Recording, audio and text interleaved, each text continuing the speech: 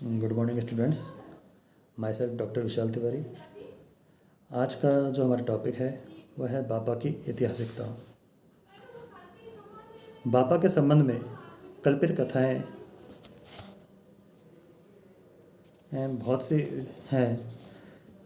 बापा क्या था क्या नहीं था वो सारी बारे में, क्योंकि बापा का जो कैरेक्टर यानी कि चरित्र जो है इतिहास के अंदर वो बहुत ज़्यादा फेमस प्रसिद्ध रहा है और उसके लिए अलग अलग कहानियाँ हमको सुनने में मिलती हैं। तो उनकी जो कल्पित कथाएं क्या क्या थी वो हम लोग थोड़ा सा देख लेते हैं।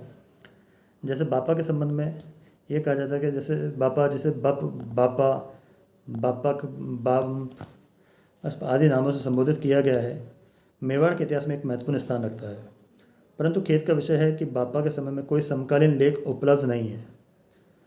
इसके अभाव में पिछड़े ख्यात लेखकों ने बापा के संबंध में कई कपोल कल्पित बातें लिख दी, जिन्हें टॉड आदि लेखकों ने मान्यता दी है। इन बातों ने इतिहास प्रेमियों के हृदय में स्थान पा लिया और बापा एक आख्यायिका के वर्णन का विषय बन गया है। नैन्सी ने इसके विषय में लिखा है कि बापा अपने बचपन में हारित ऋषि की गायें चराता था। इस सेवा से प्रसन्न होकर हारित ने राष्ट्र सैनी देवी की आराधना से बापा के लिए राजा मांगा और देवी ने ऐसा हो का वरदान दिया। इसी तरह हरित ने महादेव का ध्यान किया, जिससे एक लिंग जी का लिंग प्रकट हुआ। हरित ने महादेव को प्रसन्न करने के लिए कठोर तपस्या की और जिसे प्रसन्न होकर हरित को वरदान मांगने को कहा। हरित ने महादेव से बापा के लिए मेवाड़ का राज्य मांगा। जब हरित स्वर्ग को जा रहे थे तो उन्होंने बापा को बुलाया और बापा को जानने में कुछ विलंब हो गया तो बापा उड़ते हुए विमान के निकट पहुंचने के लिए 10 हाथ शरीर में बढ़ गए। हरित ने बापा को मेवाड़ का राज्य तो वरदान में दे ही दिया था, परंतु वह चाहता था कि उसे सदा के लिए अमर कर दे। इस आशय से उसने अपने मुंह का पान बापा को देना चाहा था। वह इसको मुंह में न पड़ पैरों पर पड़ा। हारित ने कहा कि यदि वह पान मुंह में गिरता तो वह अमर हो जाता। फिर भी जब पैरों पर पान का पीक पड़ा है, अतः उसके अधिकार से मेवाड़ का राज्य नहीं हटेगा। प्रसन्न होकर उस समय उसने उसे किसी स्थान से 15 करोड़ मोहर निकालने का आदेश दिया और कहा कि उस धन से वह सेना का संगठन करे और मौर्यों से चित्तौड़ का राज्य ले ले। इस आदेश के अनुसार बापा ने धन निकालकर एक बड़ी सेना तैयार की और चित्तौड़ पर अधिकार स्थापित कर लिया। कर्नल टॉड ने भी इसी तरह कथा लिखते हुए बताया कि जब बापा का पिता ईडर के भीलों के हमले में मारा गया तो उसकी माँ उसे बड़नगरा जाति की कमलावती के वंशजों के पास ले गए। प्रारंभ में उन्होंने उसे भांडेर के किले में रखा और तदंतर वे उसे नागदा के पास ले गए। प्रारंभ में नागदा में वह गोएं चराता था, जहाँ उसे हारित ऋषि का संपर्क हुआ। वहीं उसे एक लिंग जी के दर्शन हुए। इनकी कृपा से बापा का भविष्य में मेवाड़ का शासक हो सका। इसी प्रकार की अन्य चमत्कारपूर्ण कथाएं बापा के संबंध में बन गई, जिनमें एक झटके में 2 भैंसों की बलि देना, 12,72,000 सेना रखना, 4 बकरे खाना, 35 हाथ धोती और 16 हाथ दुपट्टा पहनना, 32 मन का खड़ग रखना आदि बड़ी प्रसिद्ध है। ये सभी कथाएं बड़ी रोचक है, परंतु इसमें ऐतिहासिक तथ्य आंशिक भी नहीं है। हारित कृपा से बापा को वैभव की प्राप्ति में ऐतिहासिकता जरूर झलकती है। बापा नाम है या फिर एक विरुद्ध यानी उपाधि है, इसके बारे में जानते हैं। 10वीं शताब्दी से आगे के समय तक के शिलालेखों की वंशावली में कहीं कहीं बापा का नाम नहीं है, और यदि है तो उसका वंशक्रम में नाम लोम विलोम रूप से मिलता है। इस प्रकार की स्थिति के कारण विद्वानों को संदेह होने लगा कि क्या बापा नाम का कोई व्यक्ति हो सकता है या बापा किसी का विरुद्ध है। कर्नल टॉड ने कुंभलगढ़ की प्रशस्ति में शील के स्थान पर बप नाम को पाकर यह निर्णय निकाला कि जब कुंभलगढ़ के पहले की सभी प्रशस्तियों में शील का नाम अंकित है तो उक्त प्रशस्ति में शील के अभाव में बप का अंकन यही बताता है कि शील का ही नाम बापा था। परंतु इस कल्पना में तथ्य नहीं, क्योंकि शील का 646 ईस्वी का शिलालेख प्राप्त है, जिसमें शील का स्वतंत्र रूप में होना सिद्ध है। यदि कर्नल टॉड के इस शिलालेख की जानकारी हो जाती तो समय तो वह शील को नहीं वरन उसके अन्य वंशधर को बापा निर्धारित करता। कविराज श्यामल दास ने इस संबंध में लिखते हुए प्रतिपादन किया है कि बापा किसी राजा का नाम नहीं बल्कि एक खिताब है। उसके अनुसार 661 ईस्वी में अपराजित राज्य कर रहा था, तो 713 ईस्वी में मान का चित्तौड़ में राज्य करना और 734 ईस्वी के लगभग बापा द्वारा चित्तौड़ लेना कैसे संभव हो सकता है। कविराज की सम्मति में चित्तौड़ लेने के काल में तार में मिलाने वाला शील न होकर उसका पोता महेंद्र हो सकता है। उसका यह भी कहना है कि महेंद्र ही रावल पद से प्रसिद्ध था और बापा को भी रावल पद से विभूषित किया जाता है, अतः महेंद्र का ही खिताब बापा होना सिद्ध होता है। कविराज के इस कथन को मानने में सबसे बड़ी आपत्ति डॉक्टर ओझा बताते हैं कि जब 661 ईस्वी में अपराजित विद्वान था और बापा ने 753 ईस्वी में संन्यास लिया था, जो कविराज मानते हैं, तो ऐसी स्थिति में उन्होंने इन दोनों राजाओं के बीच अनुमानित 100 वर्ष का अंतर आता है, जो अधिक है। ऐसी स्थिति में महेंद्र का खिताब बापा को नहीं हो सकता। प्रोफेसर देवदत्त रामकृष्ण भंडारकर ने खुम्मान को बापा ठहराया है। इस मत के प्रतिपादन में उन्होंने एक युक्ति बिठाई है। वह बताते हैं कि अपराजित की 661 ईस्वी की ज्ञात प्रशस्ति में तथा अल्लट की 953 ईस्वी की प्रशस्ति के बीच 12 राजाओं की नामावती आती है और उनकी कुल राज्यकाल की अवधि 292 वर्ष है।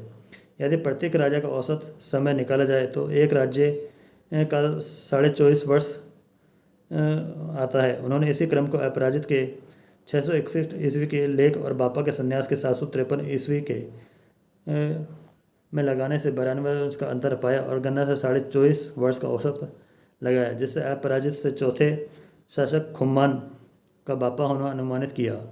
परंतु यह युक्ति भी दोषपूर्ण सिद्ध हो सकती है, क्योंकि यह सर्वदा संभव नहीं कि प्रत्येक शासक हर परिस्थिति में 24.5 वर्ष ही शासन करे। एक शासक कभी 50 वर्ष भी कर सकता है और कभी कभी 50 वर्ष में कई शासक हो सकते हैं। भरतभट्ट दूसरे के ज्ञात समय 942 ईस्वी से शक्ति कुमार के ज्ञात काल 972 ईस्वी का काल 5 शासकों का है, जो केवल 35 वर्ष का ही होता है, जिसमें औसत 6 वर्ष ही होता है। इन मतों के विपरीत डॉक्टर ओझा का विचार है कि बापा उपाधि थी, परंतु वह शील या महेंद्र की या खुमान की उपाधि न थी, वह तो कालभोज की थी। इस संबंध में उनका कहना है कि आठपुर की प्रशस्ति और में कालभोज के नाम के पुत्र का नाम खुमान दिया है। इस वंश वर्णन से उचित दिखाई देता है कि कालभोज का उपनाम ही बापा हो सकता है। उन्होंने बापा का संन्यास लेना 753 ईस्वी, बापा का राज्यारोहण 743 ईस्वी और बापा का जन्म का समय 713 ईस्वी के बाद चित्तौड़ लेना आदि घटनाओं के वर्षों को मान्यता देते हुए यही माना कि कालभोज ही बापा था।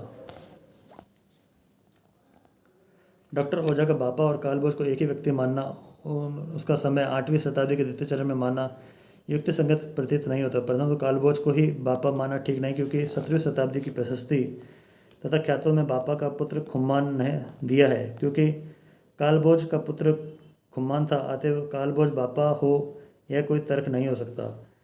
जहाँ तक डॉक्टर ओझा एक लिंग महात्म्य के आधार पर बापा के संन्यास लेने का वर्ष 753 ईस्वी लेते हैं, तो फिर वे उसी समय के कुंभलगढ़ प्रशस्ति को विश्वस्त आधार क्यों नहीं मानते, जबकि यह प्रशस्ति बड़ी छानबीन के साथ तैयार की थी। इस प्रशस्ति से डॉक्टर ओझा के लिए कोई संदेह की गुंजाइश नहीं होनी चाहिए, क्योंकि इसमें बप्प के बाद अपराजित महेंद्र द्वितीय और कालभोज क्रम से मेवाड़ के शासक अंकित है।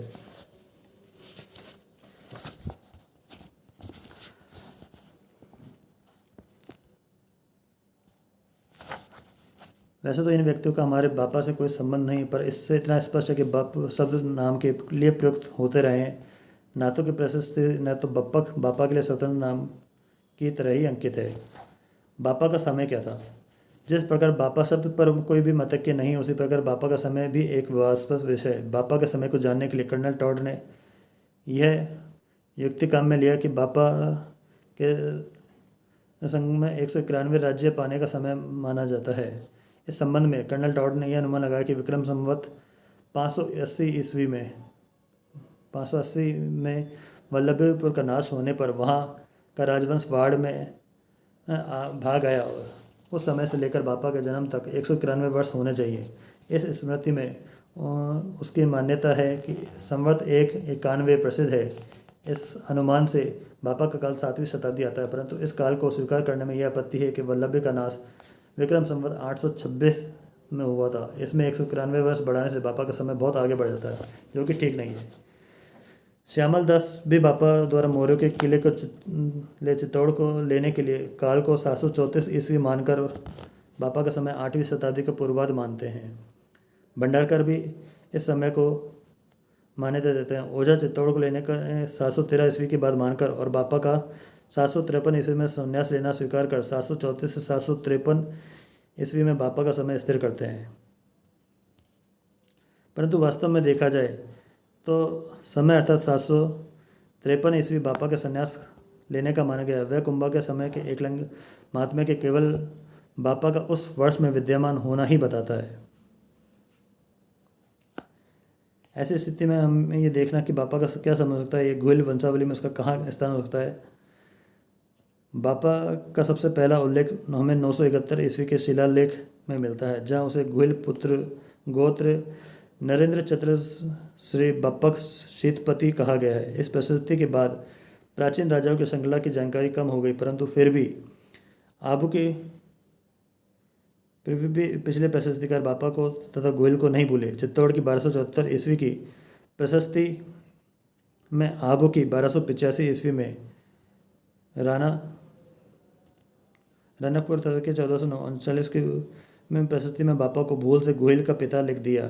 फिर भी गोयल के निकट ही उसे स्थान मिला।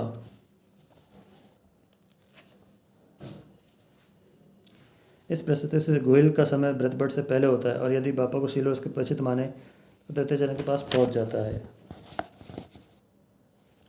अब बात करते हैं बापा का सिक्का। बापा का गोयल के निकटवर्ती वंशधरों में होना इससे भी प्रमाणित होता है कि उसका एक तांबे का सिक्का 27.5 रत्ती का, जो श्री रोशन लाल सांबर के पास सुरक्षित है, लिपि आकार तथा ढंग की दृष्टि से गोयल के सिक्के के अनुरूप है।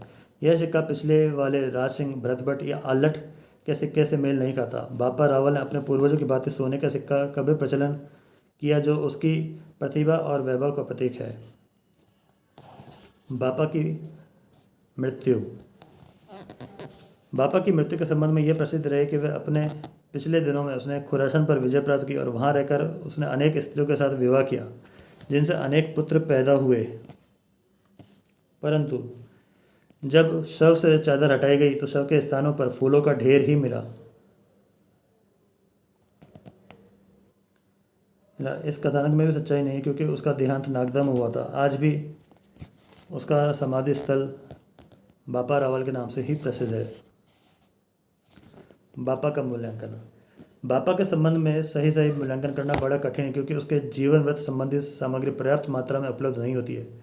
ऐसी स्थिति में हम कई लव प्रतिष्ठित इतिहासकारों के शब्द में उसके मूल्यांकन पर संतोष करेंगे। कर्नल टॉड ने उसका कई राजाओं के वंश क्रमों के संस्थापक शासक के रूप में मान्यता प्राप्त मनुष्य में पूजनीय और अपनी कीर्ति से चिरंजीवी माना है। वैद्य ने उसे ख्यातिमान मेवाड़ वंश के संस्थापक और चार्ल्स मार्टल कहा है, जिसके शौर्य की चट्टान के सामने अरब आक्रमण का ज्वार भाटा टकरा कर चूर हो गया। लेखक फिर लिखते हैं कि बापा रावल शिवाजी के समान धार्मिक थे और उनकी भांति गो हत्यारे विदेशी आक्रमणकारियों से गणना करते थे। कविराज श्यामल दासन ने बापा की प्रशंसा करते हुए लिखा है कि इसमें संदेह नहीं कि महेंद्र हिंदुस्तानी यानी बापा हिंदुस्तान का बड़ा पराक्रमी, प्रतापी और तेजस्वी महाराजाधिराज हुआ और उसने पर पूर्वजों के प्रताप, बड़पन और पराक्रम को दोबारा प्रकाशित किया। इस तरह से अनेक हम अगर बापा का मूल्यांकन करें तो यही पाएंगे कि वह एक तेजस्वी, प्रतापी, पराक्रमी महाराज हुआ जिसने अपने राज्य को काफ़ी बढ़ाया था। गुहिल वंशीय अन्य शासक। नातों की प्रशस्ति के अनुसार गुहिल के बाद यदि कोई बहुत महत्वशाली इस वंश का शासक था तो वह बापा था, जिसके संबंध में हमने ऊपर पढ़ा, तो जिसके संबंध में हमने बात करी।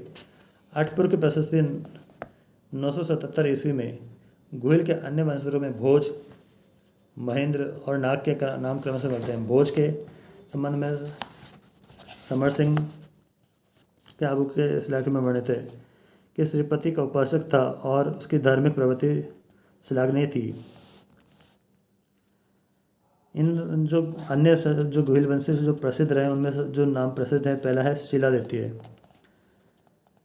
भील फिर भी अपने विजय को दीर्घकाल तक न भोग सके, क्योंकि नाग के उत्तराधिकारी शिलादित्य ने नागदा के आसपास की भूमि को शीघ्र ही भीलों से छीन लिया। शील की विजय और प्रतिभा कि सुव्यवस्थित तालिका खामोली में 703 ईस्वी के आसपास स्थित है।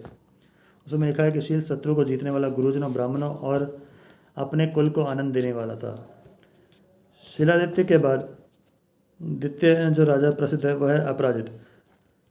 शिलादित्य द्वारा स्थापित गुहिलों की प्रतिष्ठा अपराजित ने परिवर्धित की, जैसा कि नागदेव के कुंडेश्वर के विक्रम संवत 718 ईस्वी के लेख से प्रमाणित होता है कि उसके संबंध में उक्त लेख से हमें यह सूचना मिलती है कि अपराजित ने अपने शत्रुओं का नाश किया, जो राजा उससे विमुख हो गए थे या जो पहले से ही विरुद्ध थे उनका दमन किया। ऐसा प्रतीत होता है कि उसने अपनी सैनिक शक्ति को खूब बढ़ाया। कालभोज।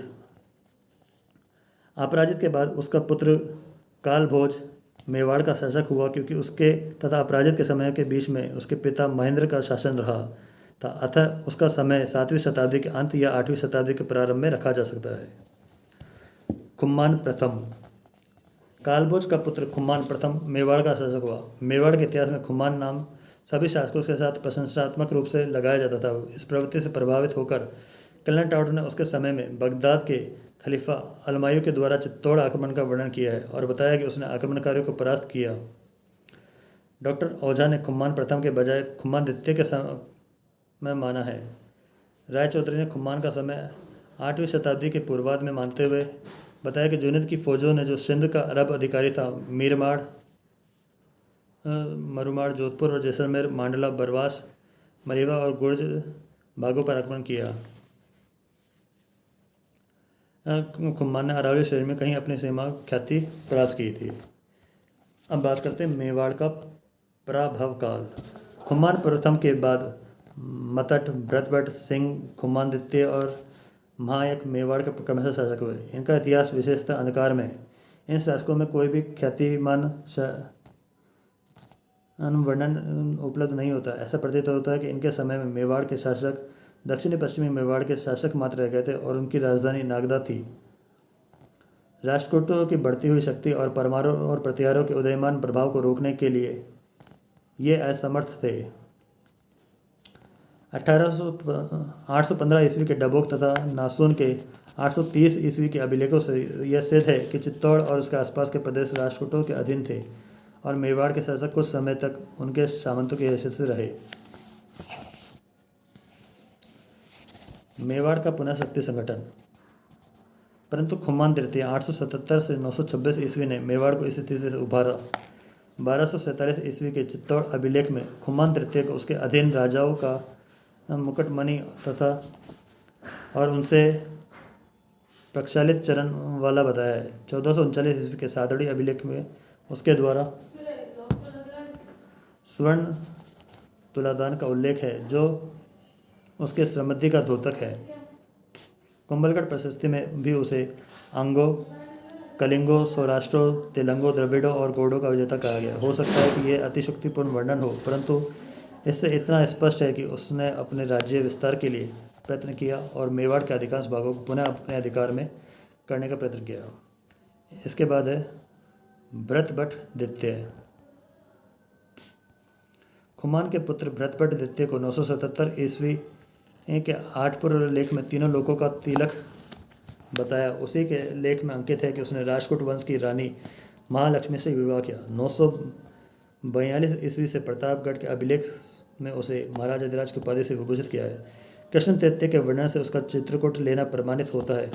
प्रतापगढ़ के लेख से ही हमें सूचना मिलती है कि भरतभट्ट द्वितीय ने दोटरसी गांव प्रतापगढ़ से 7 मील पूर्व में इंद्र राजा जित्य देव नामक राज्य ने सूर्य मंदिर को पलाश कुपिका गांव में बम्बुलिका खेत भेंट किया है।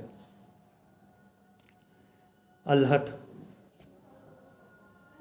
भरतभट्ट का पुत्र अल्हट, जिसे ख्यातों में आलूराव कहा है, 10वीं शताब्दी के मध्य भाग के आसपास का मेवाड़ का स्वामी बना। उसके पिता तथा प्रपितामह के कार्यों में से उसको अपने समय का शक्ति संपन्न तथा सफल शासक बनने में सहायता मिली। उस समय की राजनीतिक परिस्थिति ने भी उसने लाभ उठाया हो, ऐसा प्रतीत होता है। राष्ट्रकूट कई स्थानों पर प्रतिहारों को परास्त कर रहे थे। सिंहराज चौहान तथा धंग चंदेल भी प्रतिहारों से स्वतंत्र होने में सफल थे। अल्हट ने भी बहुत संभव है, जैसा कि आहड़ के एक जैन मंदिर का देव कुलिका के छपने कि शक्ति कुमार के समय की प्रसिद्धि से स्पष्ट है कि अपने प्रबल शत्रु देवपाल परमार को परास्त किया। इस प्रकार कि अल्हट द्वारा परमारों के पराजय में राष्ट्रकूटों की सहायता का भी बहुत बड़ा हाथ रहा हो, क्योंकि उसकी माता, जैसा कि ऊपर वर्णित किया गया है, राष्ट्रकूटों की कन्या थी। इस तरह हून भी उसकी इस विजय में सहयोगी रहे हों, क्योंकि हून परमार संघर्ष में ऐसी मैत्री होना स्वाभाविक था। इस मैत्री का सक्रिय रूप अल्हट का विवाह हून कन्या हर्या देवी से लिखते हैं। अल्हट एक संपन्न और सफल शासक था, जो अल्हट के 953 ईस्वी के शिलालेख से प्रमाणित होता है। नरवाहन नरवाहन अल्हट की मृत्यु के बाद मेवाड़ का शासक बना। इसने भी अपने पूर्वज की भांति मेवाड़ राज्य को सुदृढ़ बनाए रखा और चौहानों के साथ मैत्री संबंध स्थापित रखने के लिए उसने चौहान राजा जय के पुत्र से विवाह किया। शक्ति कुमार के समय के आहाड़ 970 ईस्वी से ये मालूम होता है कि नरवाहन एक पराक्रमी और योग्य शासक था। मेवाड़ का हासकाल। नरवाहन के पीछे मेवाड़ की शक्ति का हास आरंभ होता है।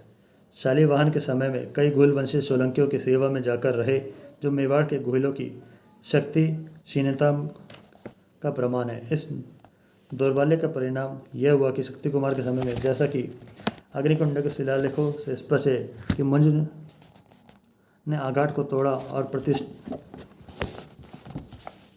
प्रसिद्ध चित्तौड़ दुर्ग और उसके आसपास के प्रदेश पर भी अधिकार स्थापित करने में सफल रहा।